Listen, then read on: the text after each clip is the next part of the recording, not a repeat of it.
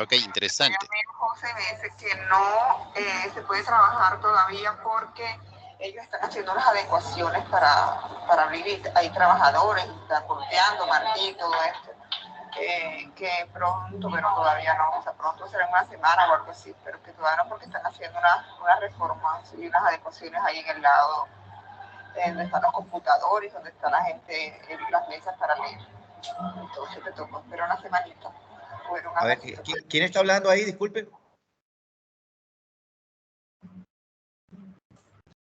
Bueno, creo que alguien tenía el micrófono abierto, ¿verdad? Bueno, entonces, yo creo que podemos dar inicio. Estaba esperando a Abraham. Abraham, ¿estás por ahí?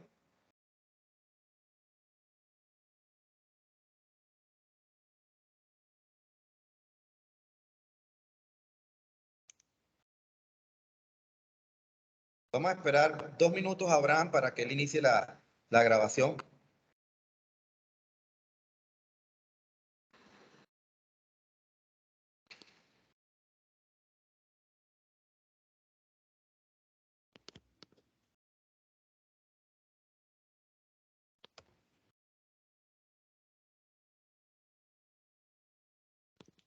Bueno, entonces vamos a dar inicio a la clase espejo llamada Comisión de la Verdad, Perspectiva desde Colombia y Perú, que va a ser un ejercicio de intercambio académico para tratar el tema del derecho a la verdad en los procesos de justicia transicional que se han realizado en Colombia y en Perú. Agradecemos a la Universidad Privada del Norte del Perú, al doctor Isaac Arcos Flores, por su disponibilidad y tiempo para compartir sus conocimientos y sus reflexiones. Asimismo, agradecemos a Rafael Abraham, nuestro coordinador de internacionalización, que hizo posible el contacto con el doctor Isaac y la Universidad Privada del Norte en el Perú, y a los estudiantes que están conectados a esta hora del mediodía, estudiantes del curso Marco Jurídico para la Paz, que es uno de los cursos que he creado dentro del pensum académico del programa de Derecho de la Universidad Cooperativa de Colombia, Campus Montería. Entonces, si usted me permite, doctor Isaac, la dinámica que vamos a tener, voy a hablar unos 15 minutos, luego le doy el uso de la palabra y responderemos algunos interrogantes de los estudiantes. Recuerden, estudiantes, mantener sus micrófonos en silencio. Cuando demos el uso de la palabra, alguno podrá participar. Entonces, yo voy a compartir pantalla e inicio enseguida mi presentación.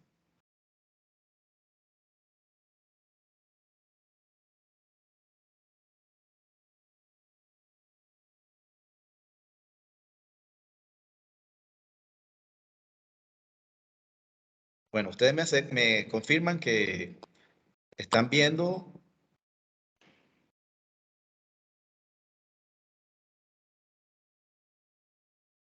Sí se ve, doctor. Adelante. Ok, bueno.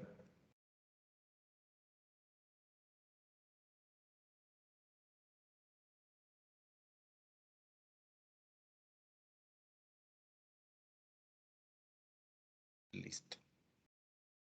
Entonces, repito, el tema de esta reunión es una clase que haremos. Actualmente están conectados los estudiantes del curso Marco Jurídico para la Paz, que se dicta en la Universidad Cooperativa de Colombia, Campus Montería.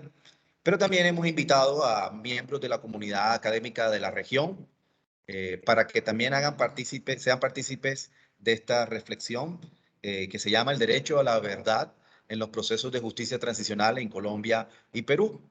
Mi persona, soy José David Torrenegra Ariza, especialista en Derecho Público, magíster en Derecho y profesor investigador. Y me acompaña desde la Universidad Privada del Norte del Perú el doctor Isaac Arcos Flores, quien en unos minutos se presentará también. Entonces, quiero comenzar hablando sobre el derecho a la verdad como un derecho humano fundamental que está íntimamente relacionado con otros derechos fundamentales, como el derecho a la paz, como el derecho a la dignidad,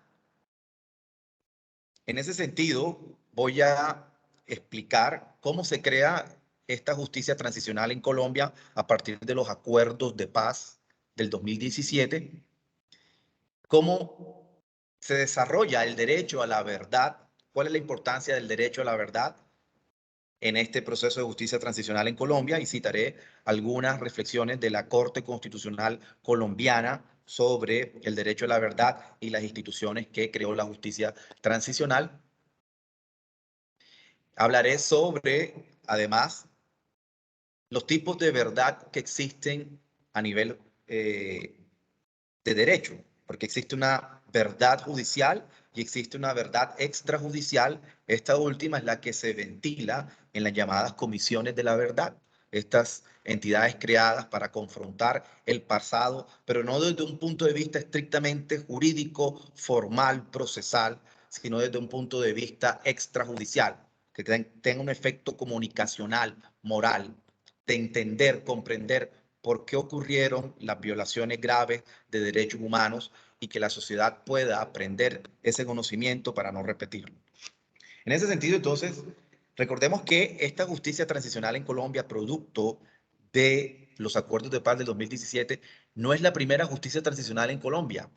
Ya antes, en el 2005, producto de la Ley de Justicia y Paz, se crea una justicia transicional mediante el cual los antiguos grupos paramilitares, Autodefensas Unidas del Colombia, participan en ese proceso de desmovilización y contribuyen a esclarecer a nivel judicial algunos delitos, crímenes a cambio de beneficios jurídicos y producto de ese proceso de paz. Entonces nosotros nos vamos a concentrar en el sistema de justicia transicional que se crea a partir del 2017.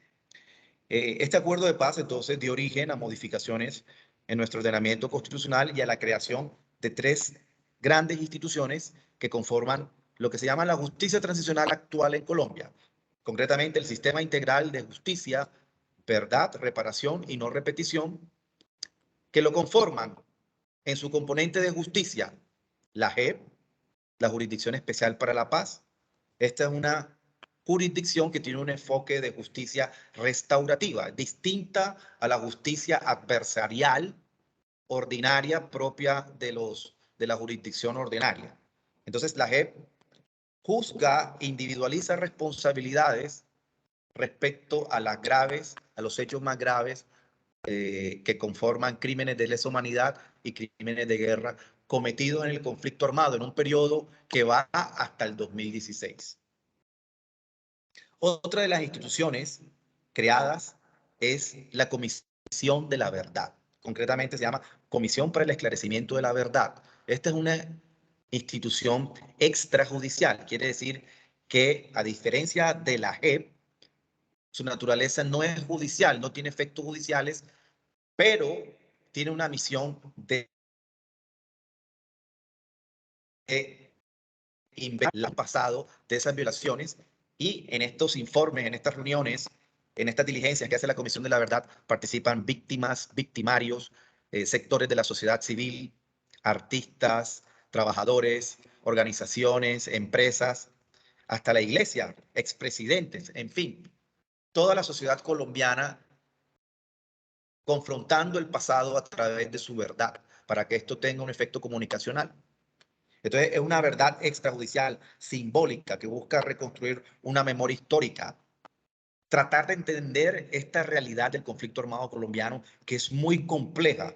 Esto no es una realidad de blancos y negros, de buenos contra malos. Esto es una realidad en donde hay muchos matices, y en medio de esa realidad compleja, la Comisión de la Verdad entonces busca desentrañar razones del conflicto, factores sociales, económicos, políticos que alimentan el conflicto armado, que contribuyeron a la estigmatización, a la victimización,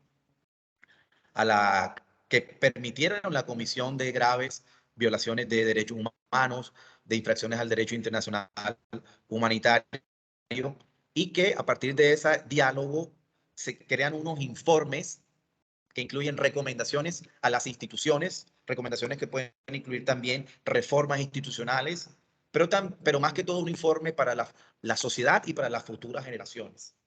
porque la verdad en medio de un conflicto armado necesita confrontarse, el pasado necesita confrontarse, si no se corre el peligro de que ese pasado de violaciones, de atrocidades queden ocultas, como se dice popularmente, ahí debajo de la alfombra y se cometan los mismos errores, que es lo que hacen los regímenes autoritarios o los poderes privados autoritarios cuando no se confrontan esas violaciones, cuando no se esclarece la verdad, lo vuelven a repetir.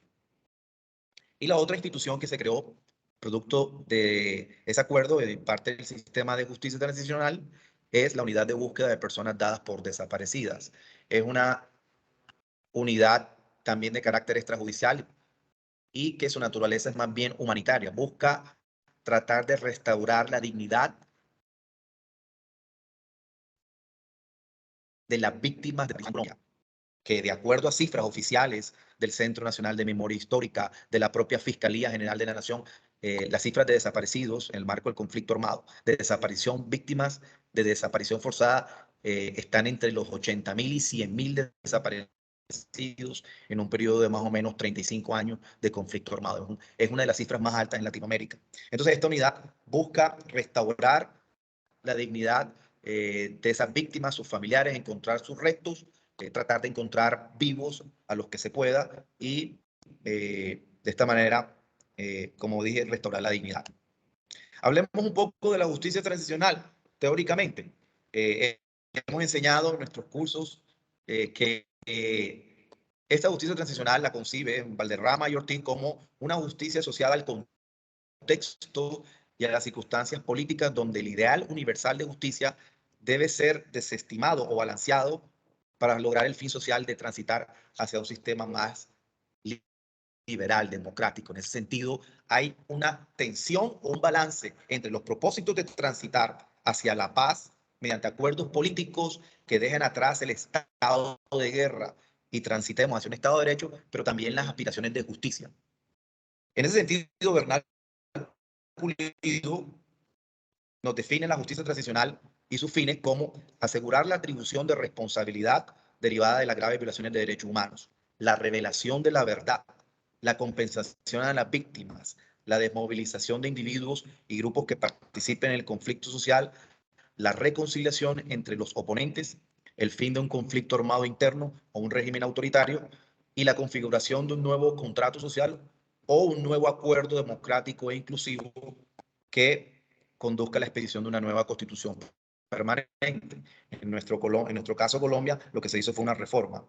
Estos fines se refieren a los tres tiempos: pasado, presente y futuro. Para de Graeff, la justicia transicional, como concepción de la justicia, no es en sí misma una forma de justicia, sino la aplicación de principios de justicia a circunstancias particulares, concretamente la violación masiva y sistemática de normas, en el que se traza una línea divisoria que permite a la sociedad caminar hacia el futuro distinto, tratando de manera justa las atrocidades del pasado. Esos principios, que se conocen como verdad, justicia y reparación, señalan, de acuerdo a Rincón, un deber moral y político complejo hacia el pasado y hacia el futuro. El deber de esclarecer y reconocer las atrocidades cometidas. El deber de hacerse cargo de esa atrocidad, restableciendo el valor intrínseco de las víctimas y reconociendo su dignidad como seres humanos y sujetos políticos plenos. Y el deber de construir una realidad donde la atrocidad nunca más sea posible.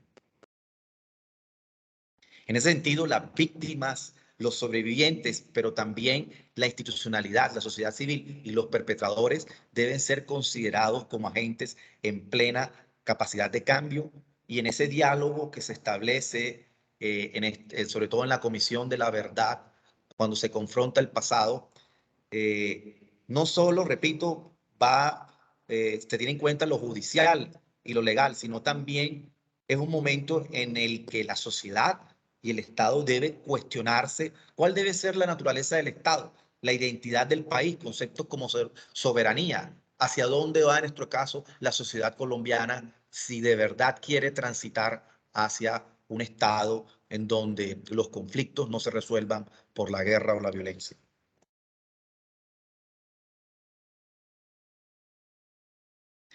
Y comienzo a citar entonces algunas sentencias de la Corte Constitucional que ha analizado la constitucionalidad de estas instituciones. Por ejemplo, en la sentencia C077 decreta la constitucionalidad de todas estas instituciones creadas por la justicia transicional y menciona algunos aspectos constitucionales sobre el derecho a la verdad.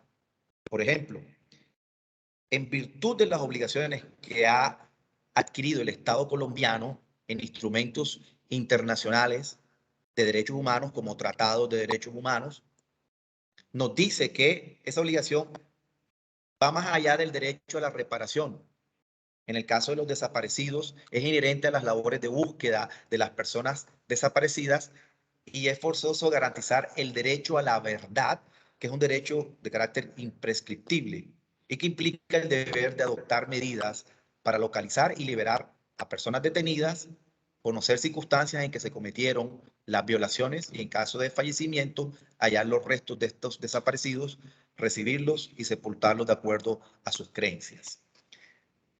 En otra sentencia, la sentencia C017 del 2018, la Corte concretamente ahí analiza la creación de la Comisión de la Verdad y nos explica el derecho a la verdad, el derecho a la verdad judicial y extrajudicial y el concepto de memoria histórica como parte del derecho a la verdad. El derecho a la verdad, en ese sentido, es un derecho que está relacionado con otros derechos fundamentales, concretamente el derecho a la paz, que es un derecho esencial para la convivencia pacífica. La sociedad colombiana, así como lo hizo la sociedad peruana, tiene derecho a construir una memoria histórica alrededor de lo que ocurrió y no debe repetirse.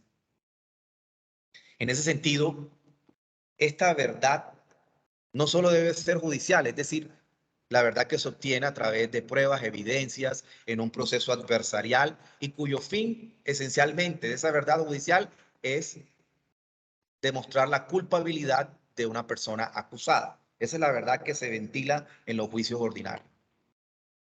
Pero la verdad extrajudicial va más allá.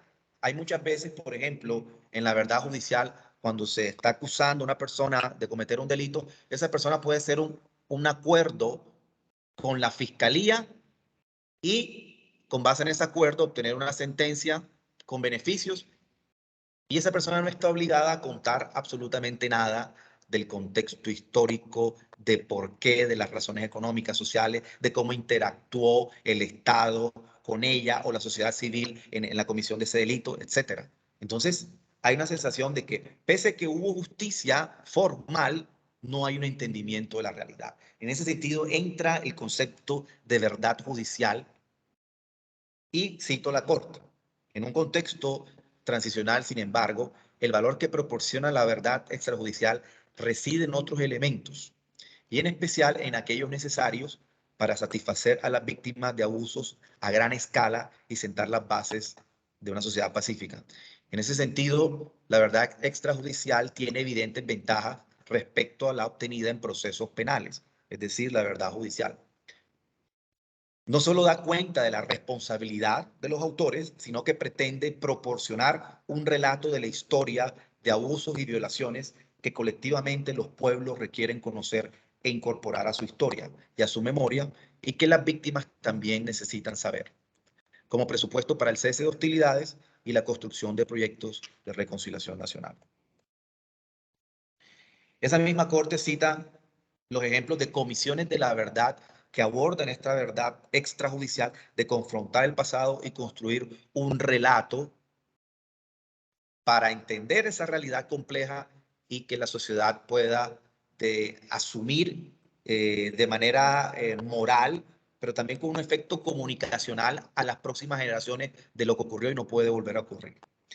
Tenemos ejemplos aquí en Latinoamérica, voy a citar algunas. La Comisión Nacional sobre Desaparición de Personas de 1983, luego de la dictadura militar. La Comisión Nacional para la Verdad y la Reconciliación en Chile. La Comisión para la Verdad del Salvador en el 92. Y tenemos la Comisión de la Verdad y la Reconciliación del Perú del 2000.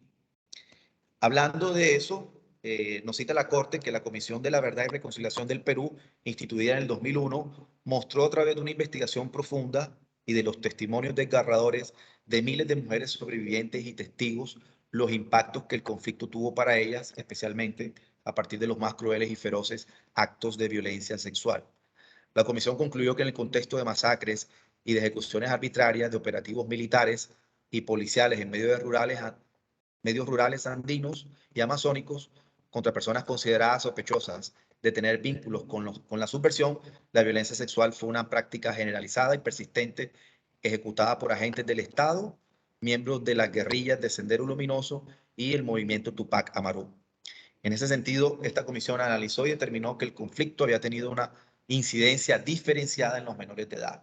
Uno de los aspectos que nuestro colega, el doctor Izar Marco, nos va a profundizar. Y quiero poner un ejemplo de cómo la Comisión de la Verdad aquí confrontó un pasado, que no es tan pasado, una realidad que ocurrió aquí en el Caribe colombiano del 97 al 2005. 1997 al 2005 fue un periodo en donde un grupo armado, que eran las Autodefensas Unidas de Colombia, un grupo paramilitar, ejerció control aquí en esta región del Caribe, concretamente en la región del Canal del Dique, una región que queda por acá, que entre los límites de los municipios de Atlántico, Cartagena, el Magdalena, y en ese sentido, esta comisión logró entrevistarse el año pasado con víctimas y familiares de sobrevivientes de ese régimen de terror que vivieron, ese régimen de control territorial de ese grupo armado, y en el que se estableció, de acuerdo a testimonios, que hay una cifra de más o menos 20.000 desaparecidos en el río Magdalena y en esa región del Canal del Dique. Voy a brevemente a proyectar esta noticia, permítame un momento, de un diario local, de esas noticias del año pasado.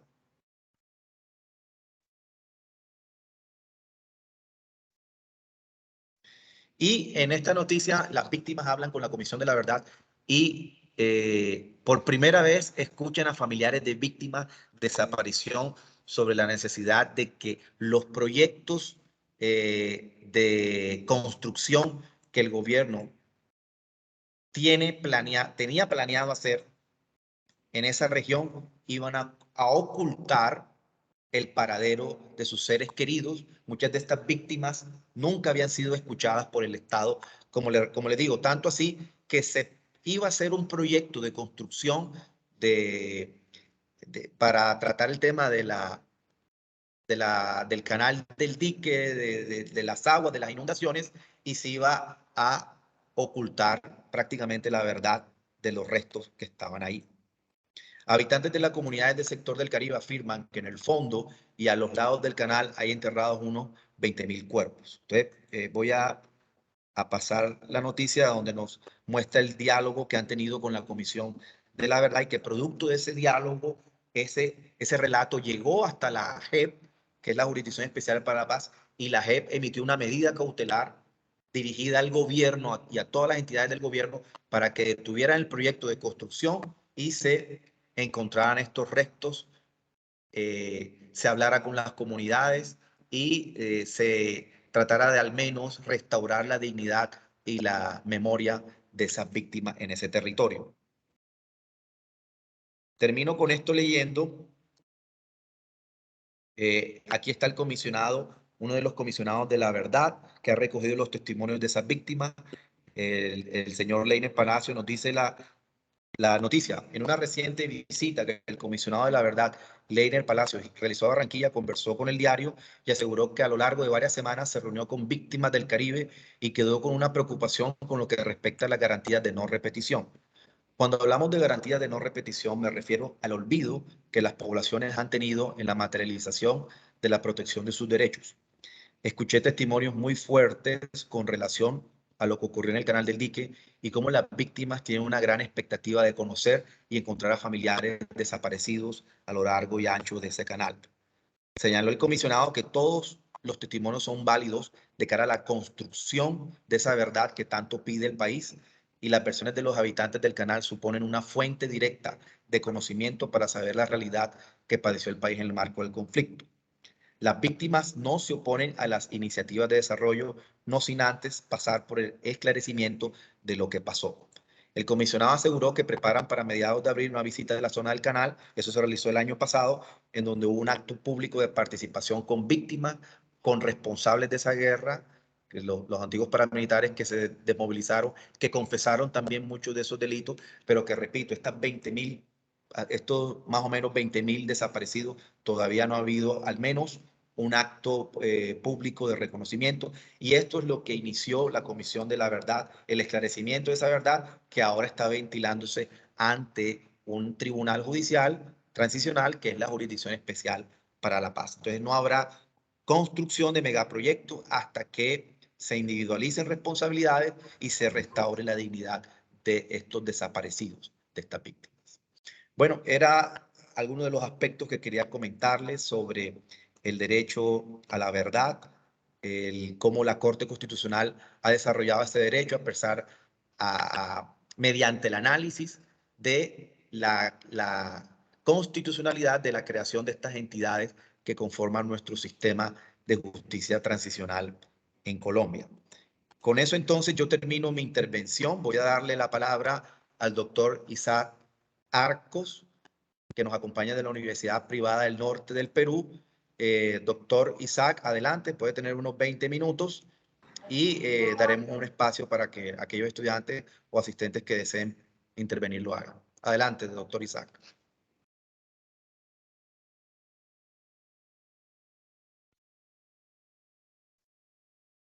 Ok, muy bien. Buenas tardes con todos. Soy Isaac Arco Flores, profesor de Derecho en el Perú, actualmente dictando los cursos de Mecanismos Alternativos de Resolución de Conflictos, Teoría General del Proceso y Derecho del Ambiente. Para mí, verdad, es un honor participar en estos tipos de eventos de clase espejo o de congresos. La verdad que a los profesores nos hace revivir teorías, hechos, ¿no? Y sobre todo, en este caso, como se trata de la sociedad, la conducta y la actitud, no solo del ciudadano, sino también del Estado y del gobierno de turno del momento. A lo largo de lo que unos lees, muchos dicen, perdono, pero no olvido, ¿no? Y esa frase, ¿verdad? Suena un poco a veces contradictorio, pero creo que es necesario en la historia, ¿no? Perdonar, pero no olvidar para, como decías el doctor, no volver a cometer. Y en sí, en la historia del Perú, al igual que muchos países sudamericanos y en el mundo, hemos sufrido, pues, ¿no? Violencia, no solamente del Estado, sino de grupos armados, que una condición tienen es obtener el poder a través de las armas o de las guerrillas o de las guerras, ¿no? Muy bien, entonces, nosotros los de Perú hemos sufrido la violencia social protagonizado e iniciado por Sendero Luminoso, un partido comunista peruano, el movimiento revolucionario Tupac Amaru, otro movimiento. Más o menos estos movimientos se iniciaron desde el año 60. En el año 70 ya han estado planificando la toma del poder. En el año 80 iniciaron el sendero en un departamento que se llama Ayacucho, la serranía del Perú. Iniciaron justamente una bombarda en un local de votación de ciudadanos para elegir al presidente de Perú en esa ocasión. Y de ahí inició su lucha armada, ¿no? Y ellos empezaron con esa consigna del campo a la ciudad. Lo que podríamos decir de estos movimientos, y en especial el Sendero Luminoso, la verdad no han sido aventureros. Lo que sí creo que escogieron mal fue la forma, el camino. Porque usted y muchos peruanos saben la historia que el presidente, entre comillas, de ese partido ha sido Abimael Guzmán, que creo ya murió, pero si uno analiza la historia, ha sido profesor universitario, ha sido decano de filosofía y llegó a ser rector de la Universidad Nacional de Huamanga de Ayacucho. No quiero ensalzar, pero lo que yo quiero decir es, no ha sido ningún movimiento improvisado, ¿no? Que cometió delitos de lesa humanidad, sí. Pero creo que esos tipos de partidos, grupos y personajes nacen porque existe una desigualdad y hasta ahora y existió una desigualdad extrema entre los ciudadanos peruanos de la costa, de la sierra y de la selva. La Comisión de la Verdad, que ahorita voy a entrar, en parte en sus conclusiones refiere que esto se inició porque existían peruanos de hasta de tercera clase. Digamos, de la primera clase vivían en la costa, de segunda clase vivían en la serranía y de tercera clase aquellas comunidades que ni nosotros sabemos. Y esa resignación de no tener oportunidades de trabajo, de estudio, de salud, hace que este grupo de personas quieren tomar el poder, ¿no? A través de la fuerza y la verdad hay que decirlo, a través de la matanza, porque se llegó a un exceso. Entonces el Estado no pudo reaccionar a tiempo ni políticamente ni sociológicamente. Y ahí está el error que vamos a hablar. Y no lo digo yo, sino lo dice la Comisión de la Verdad. Pero sí una cosa debo decirlo. Yo he nacido en el año 64. Si usted saca su conteo, la guerra, la matanza, la lucha fue entre el año 80 y 90. Llegó hasta más o menos hasta el 95. Efectivamente, yo en ese lapso tenía más o menos entre 16, 17 años. Y yo lo que, como muchos peruanos, ¿no?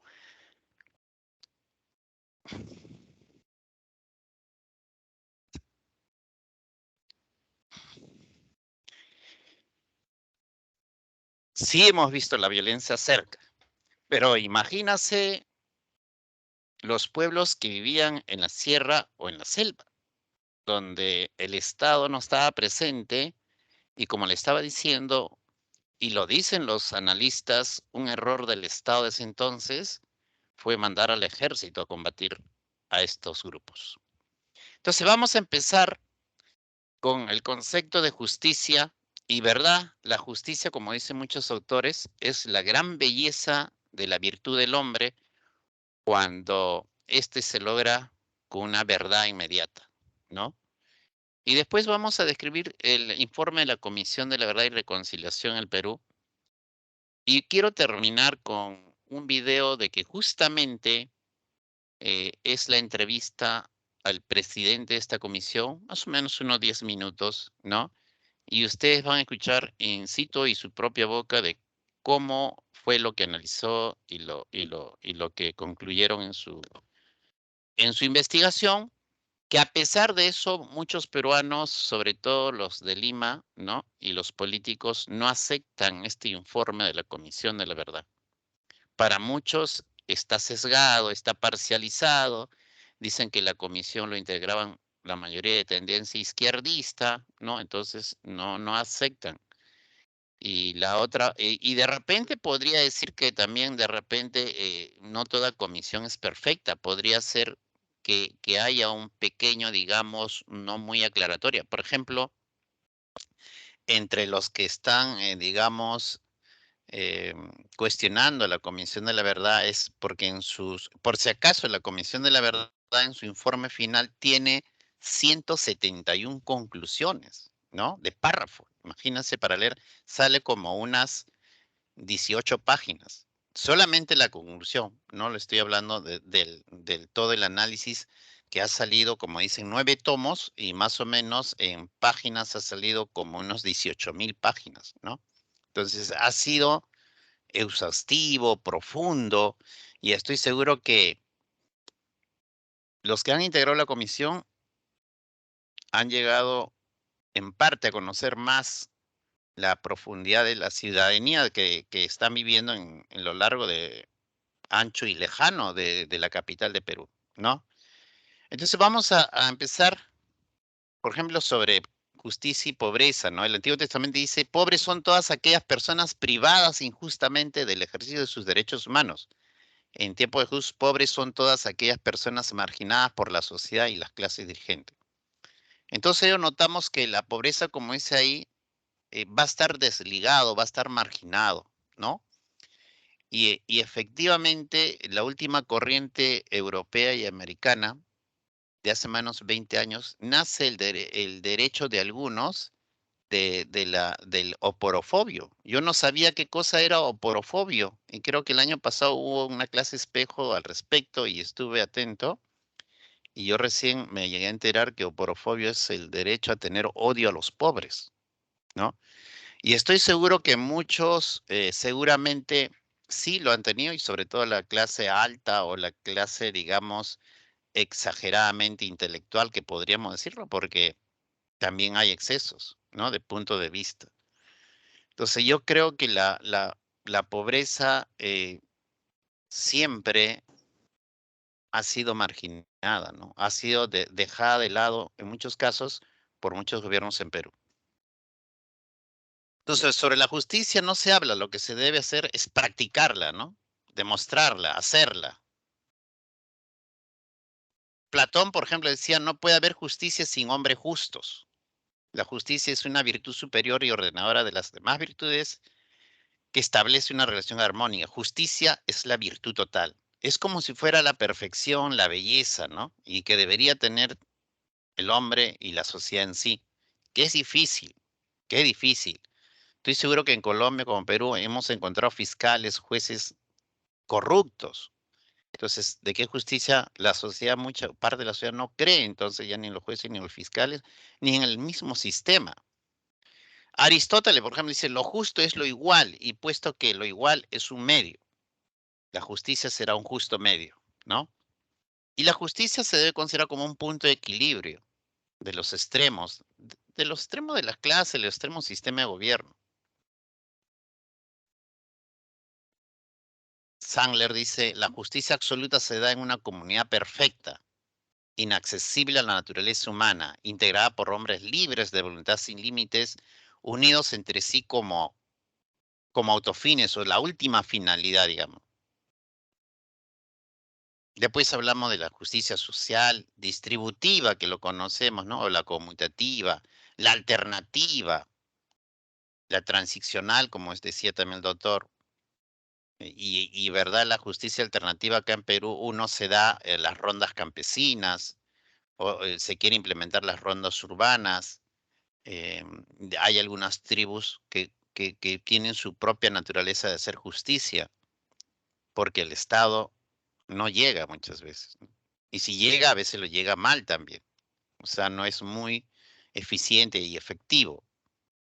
Bueno, así tenemos varios autores que nos hablan de justicia y de Ulpiano, ¿no? Que siempre lo comentamos, Ulpiano en el derecho, eso dice de dar a cada uno lo que corresponde, aunque otro autor le dice si lo que corresponde verdaderamente. Así.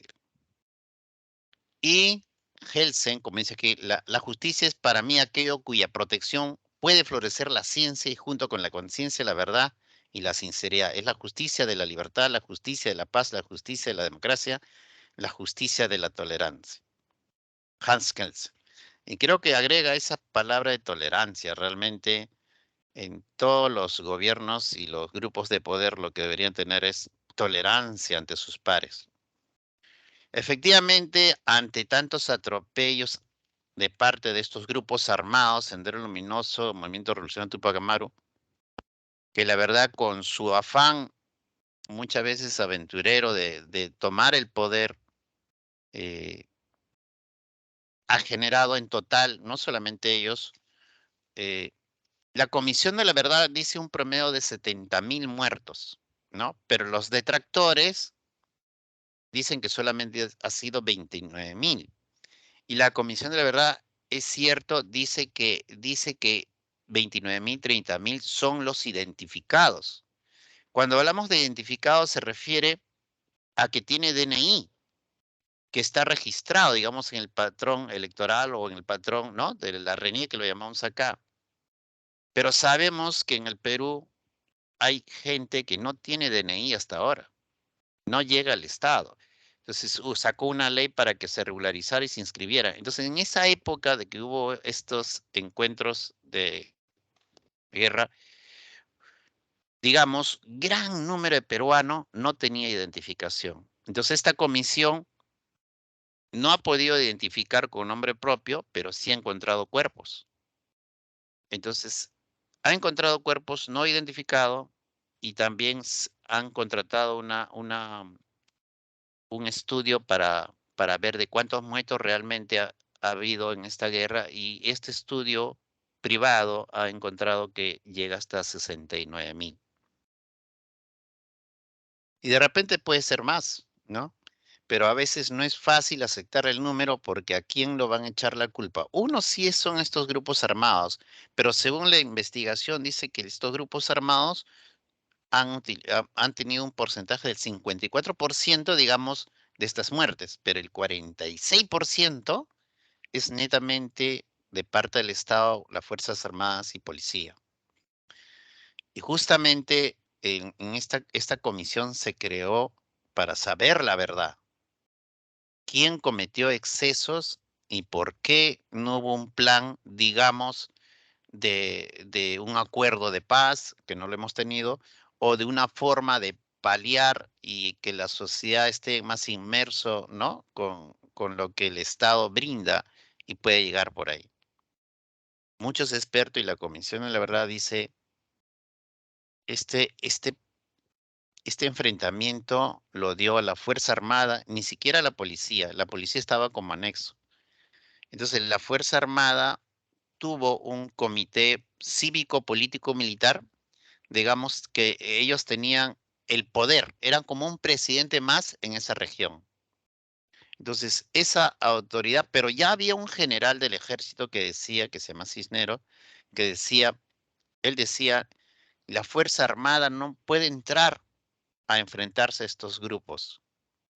Y cuando les preguntan por qué, si usted quiere que mate a 2 o 3 senderistas, lo podemos hacer, pero la Fuerza Armada no va a matar 2 o 3 senderistas. La Fuerza Armada, por el enfrentamiento, va a matar a 20 y a 30 ciudadanos para que esos 3 senderistas estén incluidos.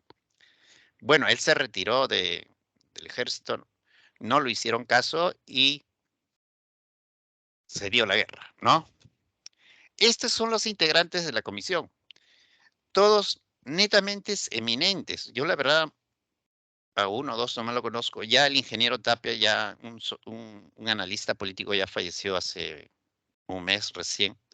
Y muchos siguen vivos y lo vamos a leer para tenerlo en cuenta, inclusive para darle credibilidad, porque verdad que ellos han trabajado, me supongo, arduamente en esta comisión, ¿no?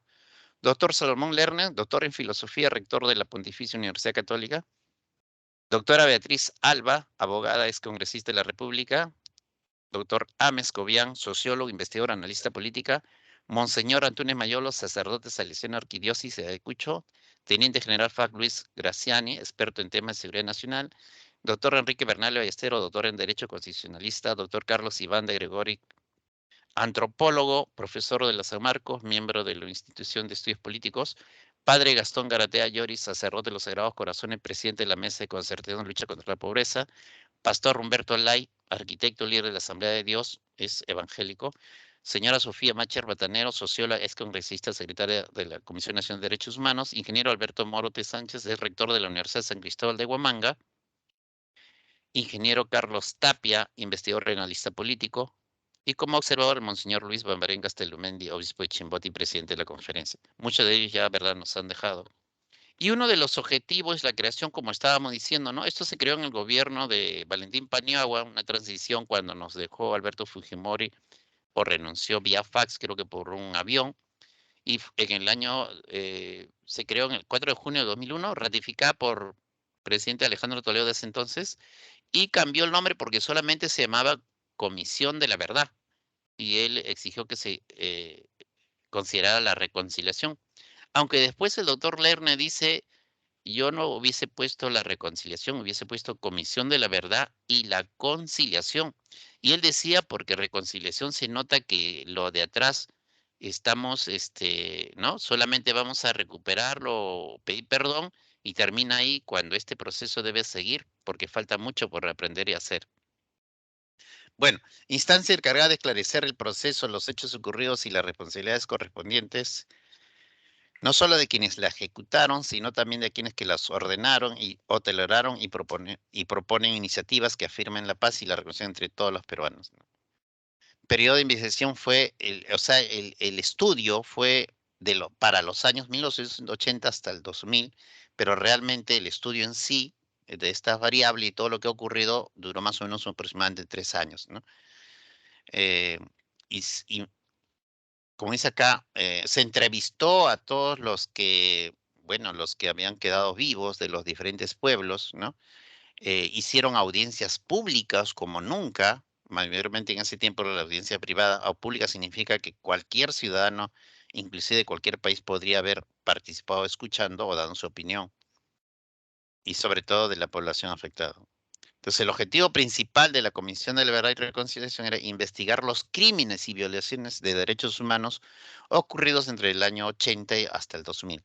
Al cargo de los actores de conflicto armado interno, este es el Estado peruano y los grupos subversivos Sendero Luminoso y el Movimiento Revolucionario Tupac. El problema está en que nunca se ha querido reconocer que la Fuerza Armada tuvo, digamos, una participación sistemática para matar, ¿no? Porque no es, digamos, entre comillas, uno de los objetivos, pero la realidad lo dice otro, ¿no? Entonces, eso está en cuestionamiento. Muchos en ese tiempo hablaron y hasta ahora que a la Fuerza Armada se le está dañando su imagen, que la Fuerza Armada es que nos defiende ante conflictos externos, ¿no? Y gracias a ellos hemos encontrado la paz finalmente. Entonces, hay dos tendencias en Perú, unos que defienden el accionar de la Fuerza Armada y otros que no defienden, y otros que se debe hacer justicia por todos aquellos que han hecho demasiado exceso. Y creo que sí se ha hecho, de repente, si no todos están en la cárcel, sí se ha hecho justicia, pero de repente faltaría más. Yo no soy integrante de la comisión, pero sí he leído bastante y en parte lo he vivido hasta como espectador. Pero acá, por ejemplo, de parte del Estado, en ese tiempo, existió el Grupo Colina, ¿no? El Grupo Colina es un grupo integrado por militares, tanto de la Marina, de la Guerra y la Fuerza Aérea, y de la policía no tanto, el policía era un poco relegado en ese tiempo. Y este grupo paramilitar entraba a universidades, ¿no?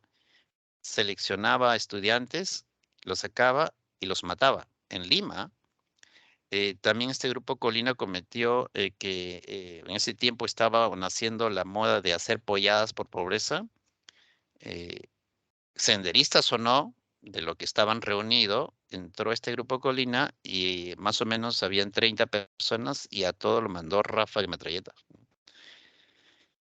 Si eso ocurrió en Lima, imagínense, capital del Perú, ¿qué cosa no pudiera haber ocurrido en regiones distantes de Lima? Solamente por las noticias nosotros escuchábamos excesos, ¿no? Uno, por ejemplo, ha sido de el pueblo de Cayara, el pueblo de Lucanamarca y otros pueblos seguramente que de repente nosotros no sabemos muy bien de esta historia y el accionar, solamente lo sabe el ejército. Dice que igual, como decía el general que advertía, ¿no? La Fuerza Armada entraba a un pueblo, sabía que había algunos senderistas y arrasaba con todo el pueblo en la matanza. Y eso trajo como consecuencia con los sobrevivientes, sobre todo las mujeres, violaciones de los soldados hacia las mujeres. Y por eso que en esta comisión incluye el derecho de género, ¿no? Y crearon una línea de género. Se encargaban exclusivamente de saber cuántas mujeres han sido violadas y aniquiladas. Como dice acá, el 28 de agosto del 2003, el informe final de la Comisión de la Verdad fue presentado en el Palacio de Gobierno ante el presidente Toledo por Salomón Lerner, que lo vamos a escuchar ahorita, es muy interesante su apreciación y él, lógicamente, lo ha vivido, ¿no? Bueno, como habíamos dicho, ¿no?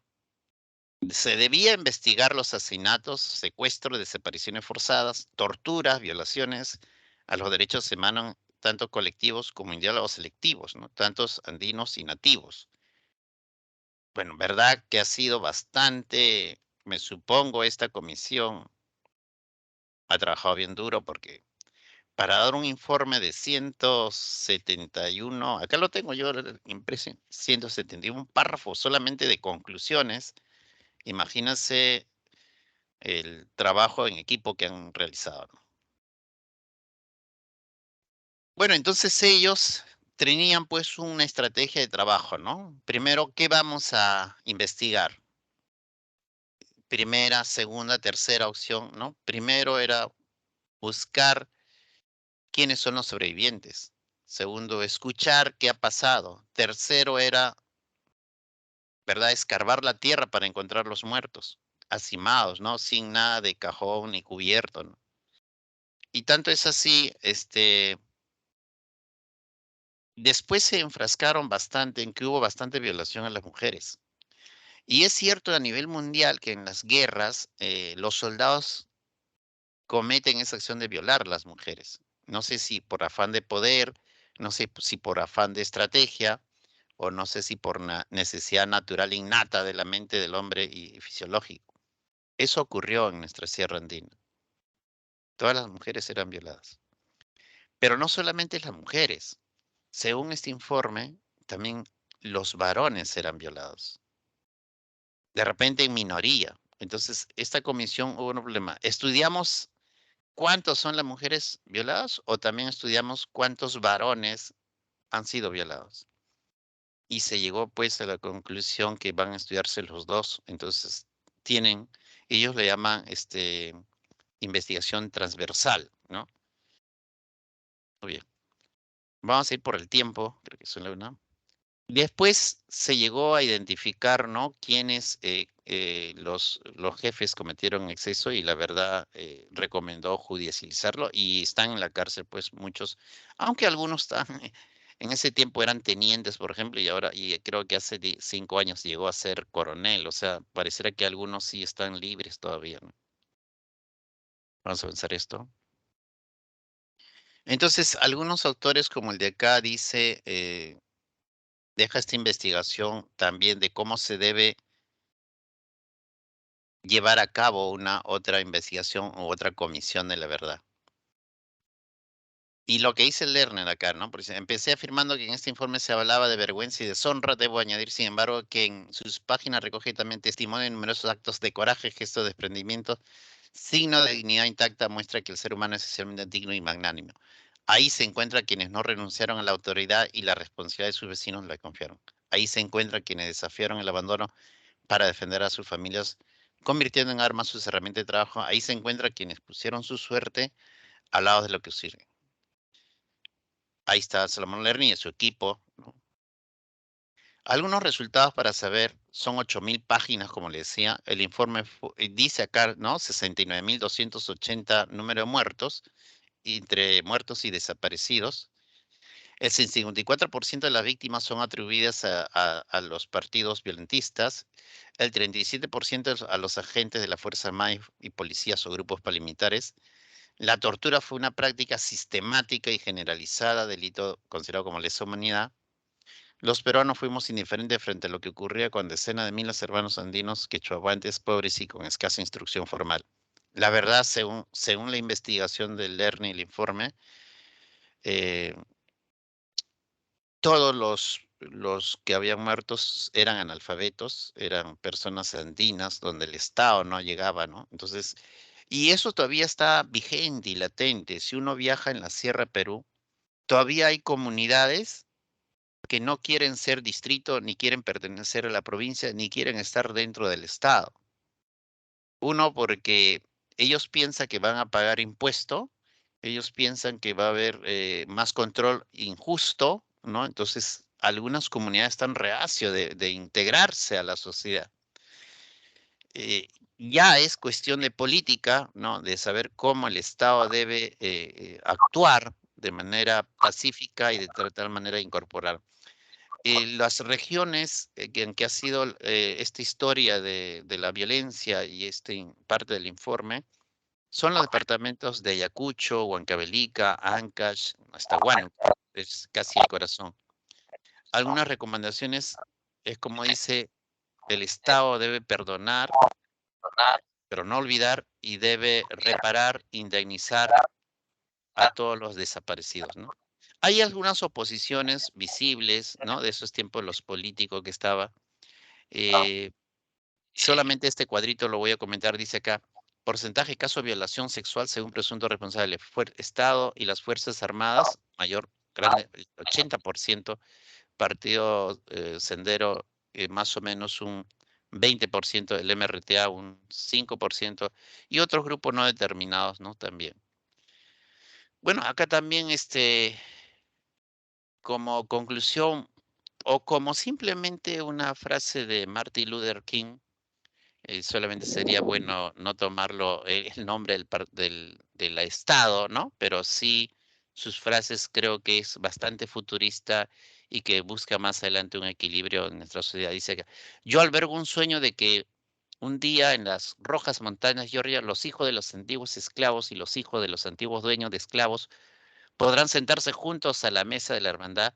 Yo albergo el sueño de que un día, incluso en el estado de Mississippi, un estado abrazado de injusticias, abrazado por el calor de la opresión, se transformará en un oasis de libertad y de justicia. Martin Luther King. No sin antes, como le había dicho, un favor, quisiera solamente, aunque sea, ¿lo están viendo esto de acá? Si no, de, de YouTube. A ver si alguien me confirma. ¿Aló, aló? Sí, sí, estamos viendo.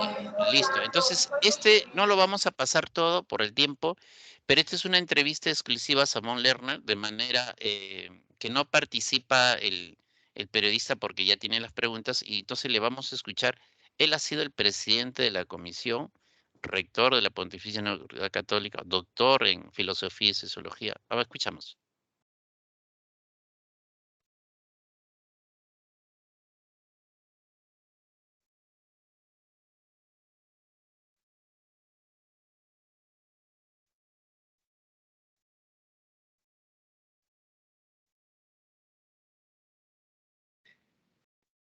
Doctor Isaac, no se está escuchando Sí, el audio ya, un ratito, del ahí lo vamos video. a poner, creo que tiene.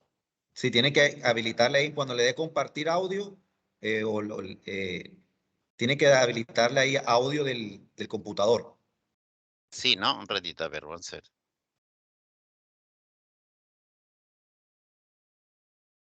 Mm,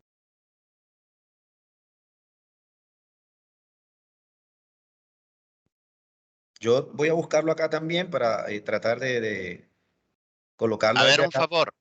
Sí, Sí, creo que es de la plataforma,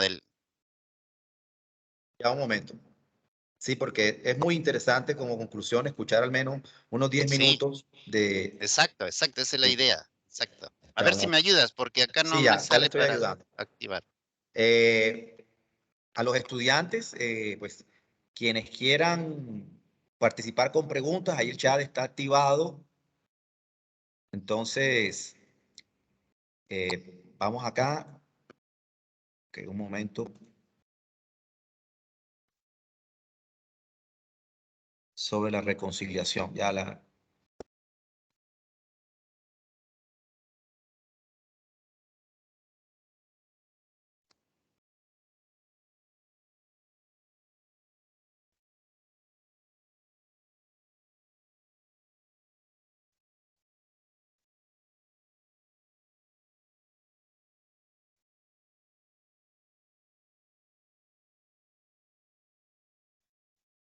Bueno, yo voy a compartir entonces acá la pantalla y activar el audio un momento. A ver, un favor. Sí, Ya sí, creo que ahí puedes. dale. Usted quite Dígame. quite usted deje de compartir y yo voy a compartir ya el mío. Ah, ya, listo. Listo.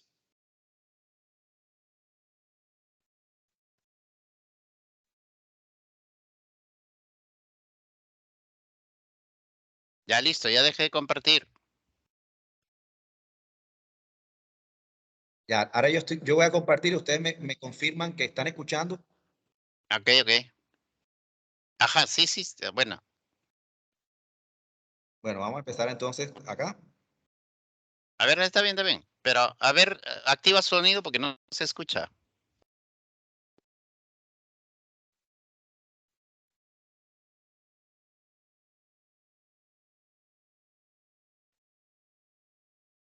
No se escucha el sonido. No se Ahora sí, ahora sí. escucha. A ver, parecía.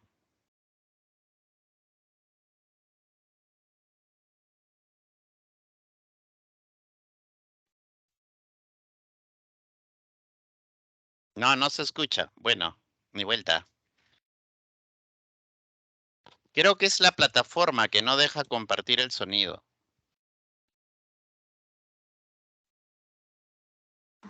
Pueden enviar el enlace por el chat para que todos podamos ver el video. Ah, sí, también se le puede. Ya, muy bien. Yo sí lo puedo Voy compartir. a enviar el enlace entonces al Ya, chat para que... listo. Ya, doctor, debe ser el sistema del MIC, porque debe tener una opción de compartir. Bueno, lo dejamos ahí, doctor. Más bien, he preparado un cajú del tema de reconciliación y de la misión de la verdad, como para terminar bien, y ya lo ven. Y ahí usted va a ver una buena exposición del todo Lerner también interesante. Ahora, hablar, doctor, a ver si voy a Sí, compartir un adelante, ratito. siga, Sí, doctor. vamos. Sí, un ratito. A ver, ya sí. A ver, sí, antes de pasar de este cajú para que un poco se diviertan y romper el hielo, ¿verdad? Hablar de la Comisión de la Verdad, sea en Perú o en Colombia, no es fácil porque se trata, ¿no? De revivir cosas que, ¿verdad? Se ha cometido exceso y estoy seguro de que si el Estado no reconocía, entonces siempre habría una sed de venganza, una sed de, ¿no? Una sed de injusticia. Por ejemplo, Lerner, si usted va a escuchar, va a ver el video, él dice lo que más le hace recordar cuando ha entrevistado, decía que un ciudadano peruano decía, yo quisiera que me reconozcan que soy peruano. O sea, ¿qué daba a entender esta sociedad, estas comunidades? Que estaba en un país que no le reconocía como peruano ni como ciudadano. Y eso es lo que lo había calado más, digamos, a él y a la comisión. Muy bien, ahora sí vamos a compartir de acá, la clase espejo internacional, el Cajú, pero le voy a mandar el link por Usted lo puede el... escribir ahí en el chat aquí del Sí, sí, Teams. sí, ajá, Escribe el y enlace de ahí. ahí ustedes ponen su... Sí, ahorita le pongo, no se preocupe, en el chat lo voy a poner. Sí, listo. Ajá, y participa. Creo que ya saben muchos de los estudiantes de Colombia y de Perú, así es que ellos nos van a dar clase. A ver, a un ratito vamos a poner también el link de frente, pero tiene que crear, digamos, otra ventana, ¿ya? Si no, solamente le va a aparecer cajitas de colores. Ya, eso póngale en otra ventana y le va a salir. Y usted Bueno, ponga sus apellidos, nada más su ok. apellido o nombre y lo hace, esperando ahí. Y vamos a terminar un poco Listo. alegre, digamos, ¿no? Ajá, Para los estudiantes de la universidad, de aquí cooperativa de Montería, esta es una plataforma didáctica. Entonces ajá. ustedes ingresan ahí en Kahoot, el enlace que está ahí, colocan, Ponga su nombre, no pongan el código ahí. Porque colocan alguien su puede. nombre Ajá. y el doctor ha preparado ahí como unas preguntas. Vamos a ver. Sí, preguntas sencillas nomás, de lo que hemos hablado tanto y tú y yo, aunque hay dos preguntas de Colombia al final. Pues también estaba escuchando y escribiendo mientras hablabas, doctor. Ok. A ver, unos 10 o 15 si gana para pasarlo rápido y ya responder algunas preguntas si hay o si no, ya ahí podríamos terminar. Pero verdad ha sido una honra para mí. Me ha hecho revivir yo que ya, verdad, esto sí lo había vivido, lo había leído, pero verdad, un poco que me había emocionado, no sé si notaron, pero creo que es el afán de recordar, ¿no? Ujú. Bueno, aquí está el enlace. Mientras los estudiantes diligencian ese enlace, la verdad es que ha sido un honor, doctor Arcos, que usted nos haya acompañado y sí noté de pronto en la remembranza de esa época, de lo que vivió como ciudadano, como estudiante y ahora como profesor el tema de lo que ocurrió en el marco del conflicto peruano, y lo importante es cómo la sociedad peruana al menos confrontó esa realidad y no la dejó enterrada, sino que salió a la luz. Claro. Pese a las críticas, pese a las inconformidades, existe un informe en que nuestra generación y las próximas generaciones van a saber lo que ocurrió en su país. Y esta es la idea y este es el informe que la Comisión de la Verdad en Colombia, luego que termine su mandato al final de este año, también va a producir ese informe. También va a producir las mismas emociones que está sintiendo el profesor Arcos, las mismas críticas, pero también las mismas sensación de que al menos fueron reconocidos como seres humanos, como ciudadanos, como su identidad, las víctimas, pero también la sociedad colombiana se va a cuestionar qué tipo de sociedad queremos, Claro. cuál debe ser el rol que juega el poder, qué tipo de poder, cómo nos vamos a gobernar. Esas son preguntas que plantean finalmente estas comisiones y sus informes. Confrontar el pasado para no repetir estas violaciones y también para interrogarnos hacia dónde queremos ir. Exacto, muy bien. Exacto. Listo, empezamos, doctor.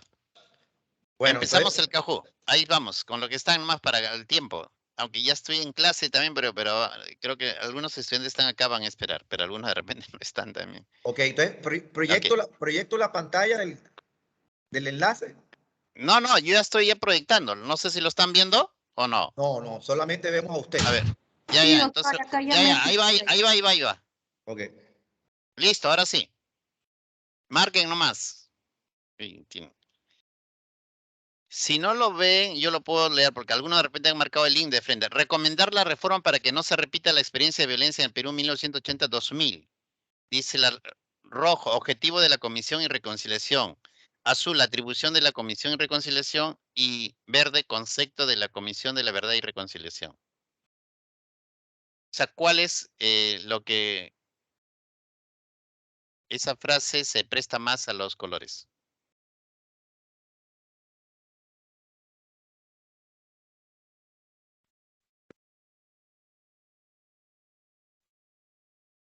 ¿Qué dice algún estudiante? ¿Qué color sería la respuesta a...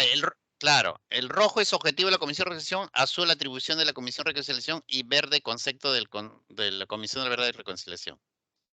La respuesta es verdad, la mayoría marcado ha sido el rojo. Muy bien, felicitaciones a todos. Ahí va el otro.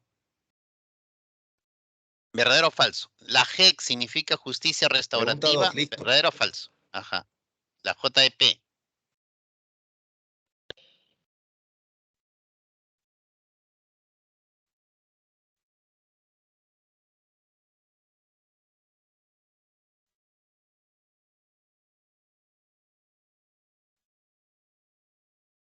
Claro. No, sí, creo que el doctor habló eso, ¿no, doctor?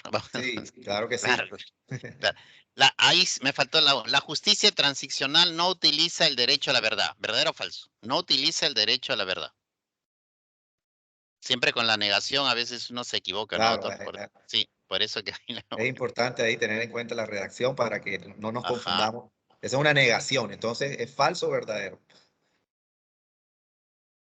Listo. Claro, muy bien, es falso, lógico. Porque sí utiliza el derecho a la verdad, como hablaba el Claro, doctor. claro. Ok. Órgano autónomo con carácter temporal creado en el Perú en el 2001 en el gobierno de Valentín Paniagua, que también creo que se dijo muy claro. Azul CBR, no sé, eso es un distractor. No, diría rojo. Azul Comisión de la Verdad. Amarillo lugar de la memoria y verde Comisión de la Verdad y Reconciliación. Pero hablando ahí mientras marcan, creo que es el verde, sí se recomendó crear un lugar de la memoria y hay en Lima un lugar de la memoria donde se hace recordar, digamos, ¿no? El evento que ha ocurrido. Sí, está muy bueno eso. Ahora, también hubo una exageración del Partido Sendero Luminoso que también había creado una memoria en un cementerio, pero parte de ellos fue derrumbado realmente, ¿no? Pero vamos a leer. Órgano autónomo con carácter temporal creado en varios países luego de procesos de violencia. Creo que ahí sí está uno general, ¿no? Comisión de la Verdad rojo, Comisión de la Verdad y Reconciliación verde.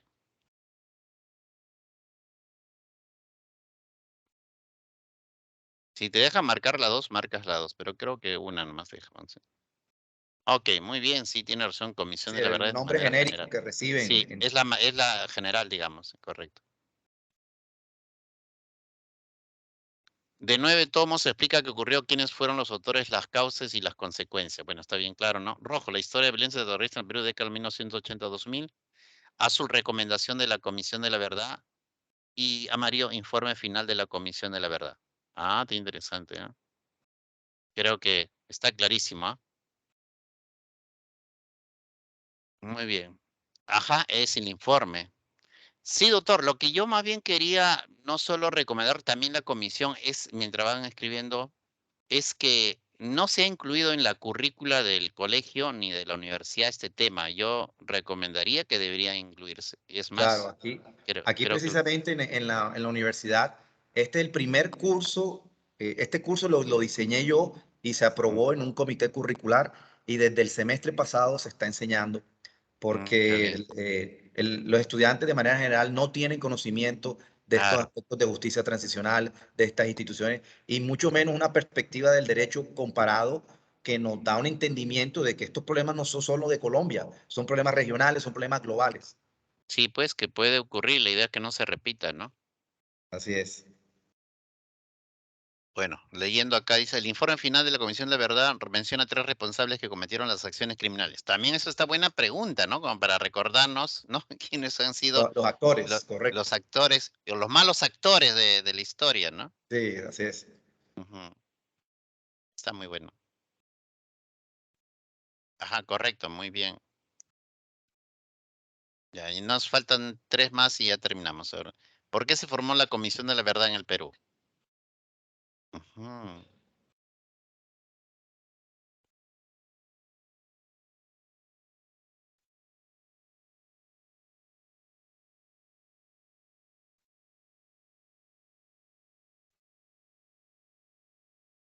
Están todas que parecen, ¿no?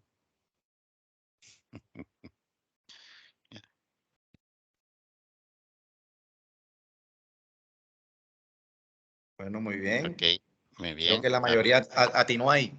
Sí, sí, sí, muy bien. ¿Se puede impulsar la memoria colectiva de violencia en el Perú de Cala?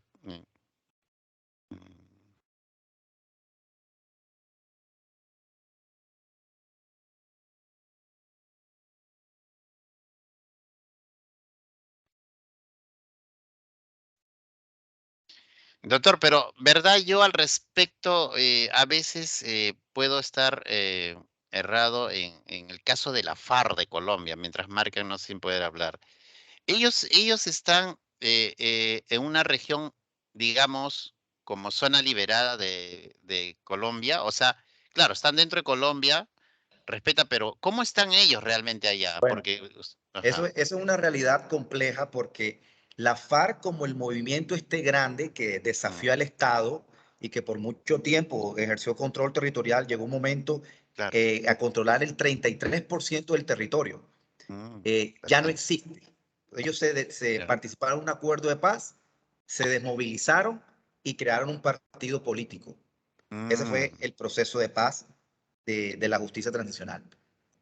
Resulta que hay unos grupos o disidencias de la FARC que no estuvieron de acuerdo a lo que se acordó y ellos son como grupos armados residuales, pero que se dedican ahora más que todo al narcotráfico.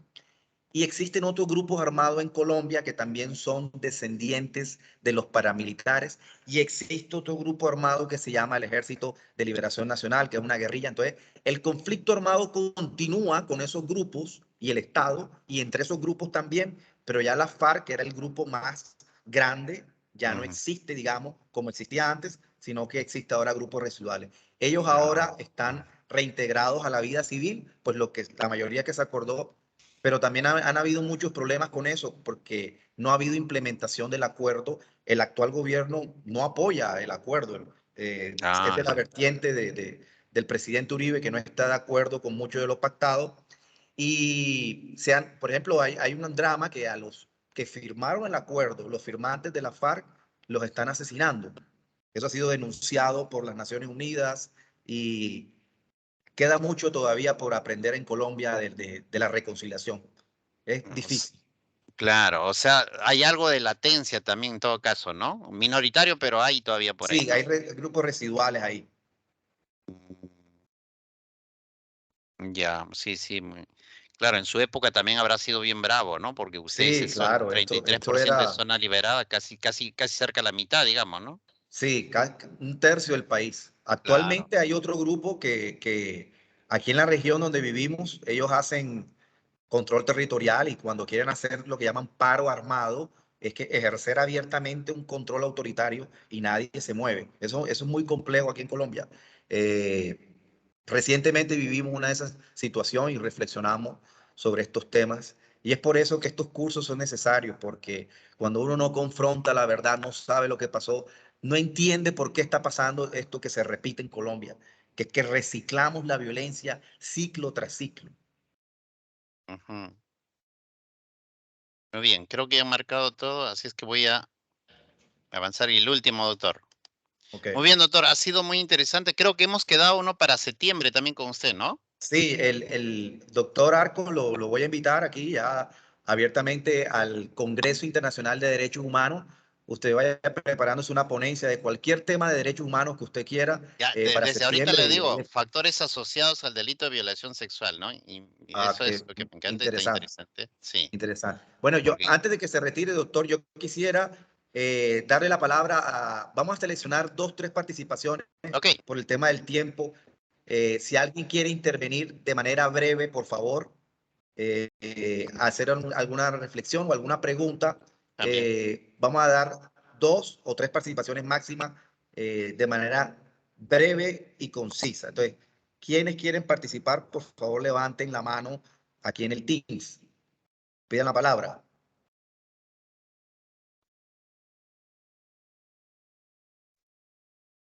Bueno, ya pidió la palabra el estudiante Luis Gámez. ¿Alguien más? Vamos a mencionarlos enseguida. Claro.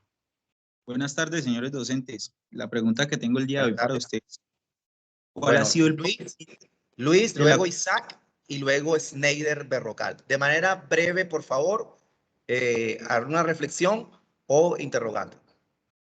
Buenas tardes, señores docentes. Mi pregunta el día de hoy es, ¿cuál ha sido el poco éxito de la Comisión de la Verdad y en qué afecta a las entidades del Estado?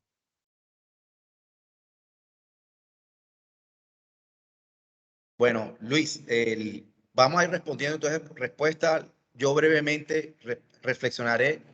El poco éxito de la Comisión de la Verdad está en el poco apoyo que ha tenido por parte de las instituciones del Estado en la divulgación de lo que está haciendo, lo que ha impedido que la ciudadanía conozca esa labor. Porque esta comisión ha tenido una labor por 2 años de relatos, de encuentros, de comisiones, de audiencias que están ahí, van a los territorios, pero esto desafortunadamente los medios de comunicación masivos no lo han divulgado y aquí en Colombia particularmente el Estado tampoco es que lo haya apoyado mucho. Eso, ¿en qué afecta al Estado? El propio Estado se deslegitima cuando una institución que hace parte, es una institución oficial que fue creada precisamente para tratar de entender esta realidad del conflicto, el propio Estado le quita mérito o la ignora o la desconoce basándose en temas políticos o ideológicos. Entonces yo creo que ahí debe haber una articulación entre la labor del gobierno y esta misión que tienen las comisiones de la verdad. Doctor Arcos, ¿qué quiere decir al respecto? Mm, sí, solo que la Comisión de la Verdad, ha ayudado a ver uno, a conocer a profundidad lo que pasa en Perú en este caso, ¿no? Y el otro aporte es de que nos ha enseñado que la Fuerza Armada ha nacido para guerra externa más que todo, ¿no? Y no para enfrentarse al pueblo, porque para enfrentarse al pueblo o parte del pueblo tiene que utilizar otras políticas ¿no? Como decía la misma comisión, ¿por qué no va a hacer colegios? ¿Por qué no va a hacer postas médicas? ¿Por qué no va a poner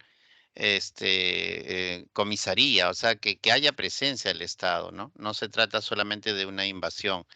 Entonces, y eso ha marcado que los militares ahora tengan, digamos, una reflexión más clara y verdad, están participando en política, porque ahora si usted ve el número de congresistas que tenemos, aproximadamente unos 8 a 10 personas son generales militares, o sea, han incursionado en la política.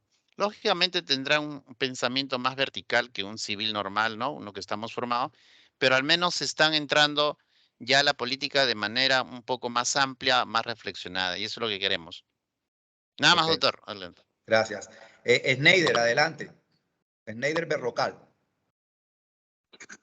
Bueno, buenas tardes, profesor, y buenas tardes, doctor Isaac. Yo quería hacer como una breve participación al respecto. Si bien es muy importante los temas que han tratado